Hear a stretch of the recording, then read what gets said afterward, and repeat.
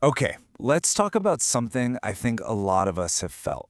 It's this weird paradox, right?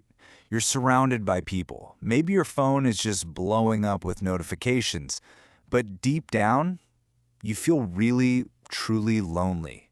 So, we're going to dive into that today.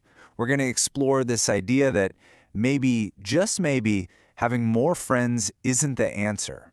And we'll look at what something called a social downgrade could actually do for your life.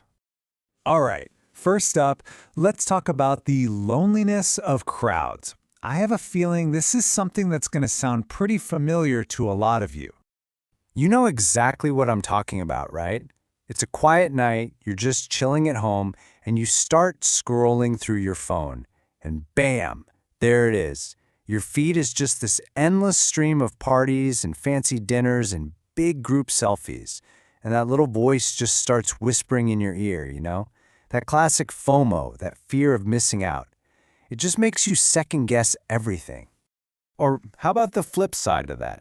When you drag yourself to some social thing you really didn't want to go to, you put on that happy face, you do the small talk, you laugh when you're supposed to, but then you get home, and instead of feeling energized or connected, you just feel totally wiped out, empty, like you just got off stage after a long performance.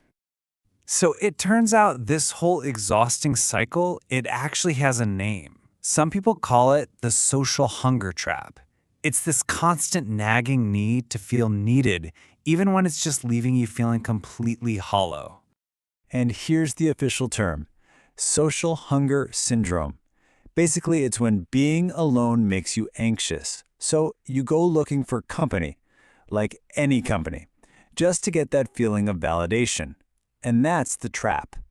We start confusing that feeling of being needed with our actual, genuine self-worth. And look, this whole thing comes with a pretty hefty price tag. It's just a constant drain on your psychological energy because you're always on, right? Always wearing that social mask. The thing is, all that frantic activity, it doesn't actually build anything that lasts. And let's be real, when a real crisis hits, that huge circle of friends tends to shrink, or sometimes it just vanishes completely.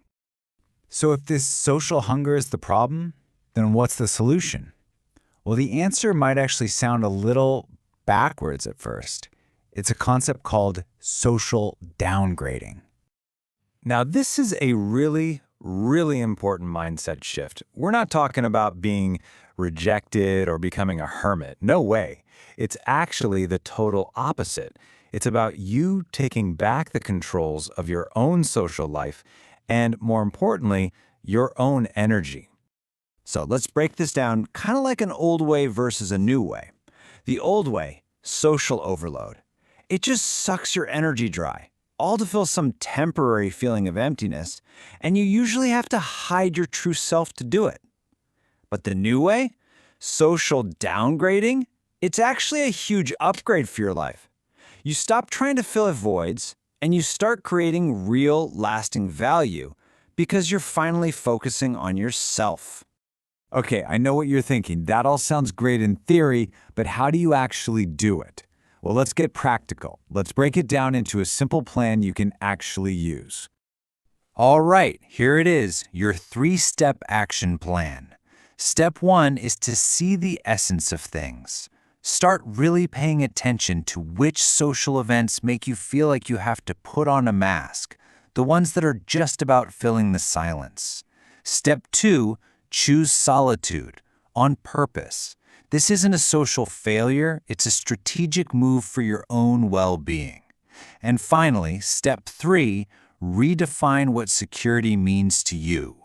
True peace doesn't come from a packed calendar. It comes from feeling safe and content with yourself. Because at the end of the day, that's the whole point. Think about all that energy you were pouring into those draining social events. Now you're redirecting it. You're investing it back into yourself. Maybe it's learning a new skill, picking up an old hobby, or just, getting to know who you really are. That's what creates real value in your life. And you know what? When you start doing this, something really amazing starts to happen. You begin to tap into this incredible power, a power that you don't find in a crowded room, but in the quiet moments you have with yourself. There's this one line from the source material that just hits so perfectly. It really captures this whole transformation. It's about getting to that point of true maturity where you're not afraid of being alone anymore. In fact, it's the opposite. You start to draw strength from it. And this is the real game changer. Your entire focus shifts. You stop keeping score based on how many invites you get on a Friday night. Instead, your new goal becomes building a person that you are genuinely proud of, someone you admire. And that has nothing to do with anyone else's opinion. Look, it's a simple trade, and it's a powerful one.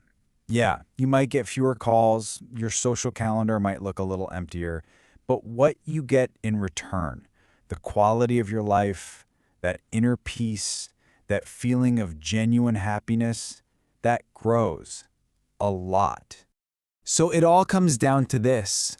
This is about taking that first step toward a totally different kind of social life, one that actually fuels you instead of draining you. So the only question left is, are you ready to live for yourself?